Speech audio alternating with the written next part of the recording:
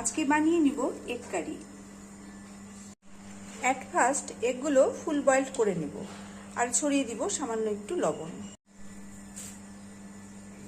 ডিমগুলোতে slight লবণ আর slight হলুদ দিয়ে নিচ্ছি, দিয়ে ভালো করে মেখে নেব।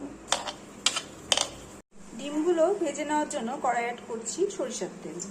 কয়েক ব্যাচে ডিমগুলো ভেজে নেব। ডিম ভাজা তেলেই অ্যাড করব শুকনো লঙ্কা আর পাঁচফোড়ন। দিয়ে দিচ্ছি ক্যাপসিকাম কুচি। এবারে দিয়ে দিব লবণ, চিনি, কাসুরি মেথি, জিরে গুঁড়ো, ঝাল লঙ্কা গুঁড়ো, কাশ্মীরি লঙ্কা গুঁড়ো, হলুদ গুঁড়ো। দিয়ে দিচ্ছি ছোট সাইজের দুটো টমেটো কুচি, 1 টিস্পুন আদা রসুন বাটা। দিয়ে দিব পেঁয়াজ বাটা। মশলার কাঁচা গন্ধ যাওয়া অবধি কষিয়ে নেব।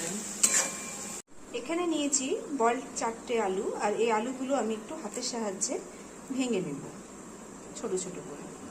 মশলা থেকে কাঁচা গন্ধ তো চলে গেছেই, আর তেল ছাড়তেও শুরু করেছে। এই পর্যায়ে অ্যাড করে দিচ্ছি বয়েলড আলুগুলো।